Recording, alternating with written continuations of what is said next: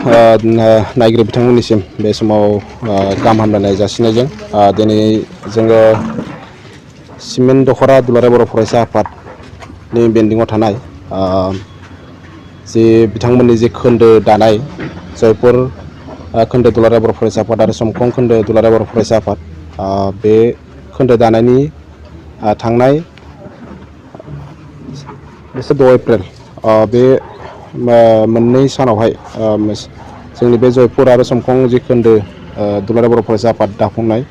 बिनिनो दिनै समायखिरा लानाय बेहाय आंजोंनो दंफायो जोंनि सिमेन्ट दख'रा दुलाराय बर' फरायसा आफादनि बोसोनगिरि जोङो दिनै खोब गोजोननाय मोन्दों मोनसे खोन्दो आफादा गोख्रोंब्ला मोनसे दख'राया गोख्रों जायो आरो दख'राया गोख्रों जायोबा जोङो जोंनि जिल्लाया गोख्रों जायो दा थिग बे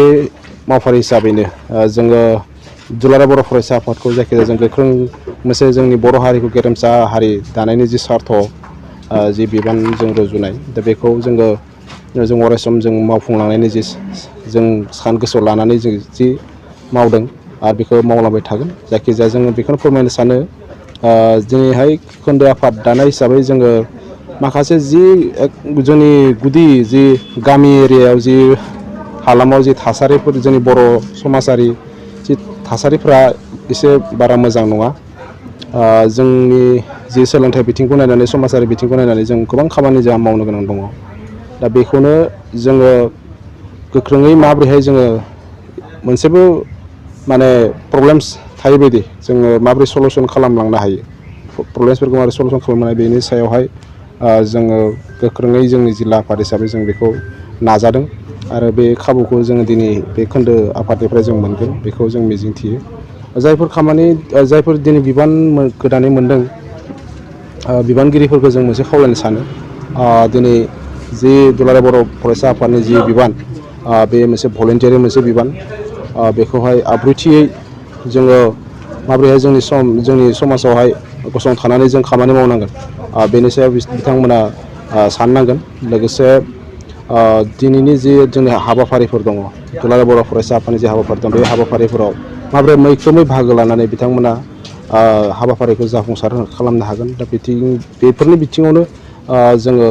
बोसोन होनायजों लोगोसे जों सावरायलायनाय जायो दिनैनि बेलायाव आरो माखासे जि जेंना जेंसिफोर दङ बे जेंना जेंसिफोरनि सायाव माबोरैहाय दिनै सल्युसन खालामनो हायो दा बेनिनो मोनसे जोंनि गेजेरावहाय जोङो मोनसे मटिभेसन होलायनाय हाबाफारि जि जालायदों जोंनि दैदेनगिरिफोरनि गेजेराव ससियेल वार्क माबोरै जायो ससियेल वार्कआ माबोरै जायो बेखौनो जों फोरमायलायनाय जायो दिनै धेमाजि जिल्लायाव जोङो बुंनांगोन जोंनि जि हाबाफारि देग्लाय जोङो फार्स्ट डिभिजन हिसाबै जोङो गासै 80 सा जों मोननो हादों लोगोसे जोंनि जि सेकेन्ड डिभिजन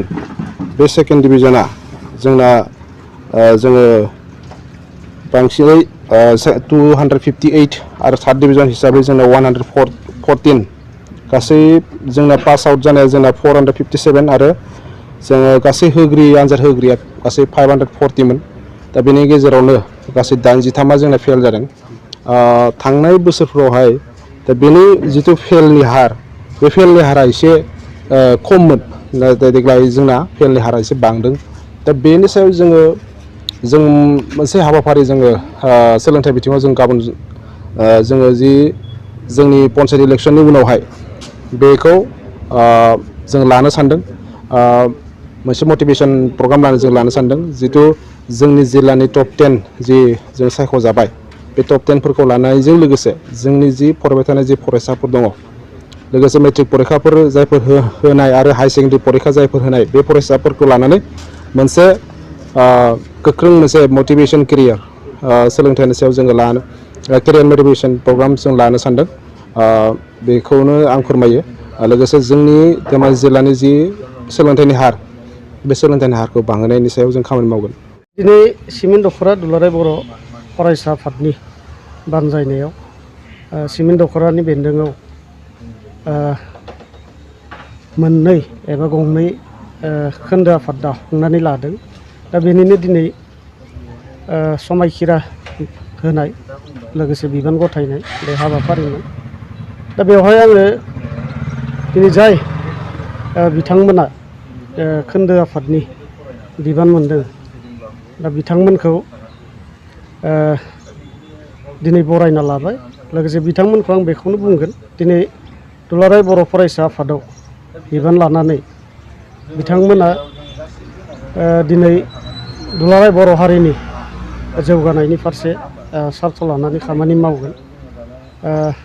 दुलाराय बर' हारिखौ फारफ्रोम बिथिङाव जौगानाय फारसे नोजोर होनानै हाबा मावगोन दा बेखौनो आङो बिथांमोननिफ्राय आसा फारिगोन लोगोसे खोन्दो आफादा अराय दखरा आफादजों खौसेयै थानानै हाबाफारिफोरखौ मावलांगोन फरायसा आफादनि जा मावनो गोनां हाबाफोर दङ बेफोर हाबाखौ मावलांगोन आं बेखौनो बिथांमोनखौ बे मेडियानि गेजेरजों खावलायगोन आरो खावलायबाय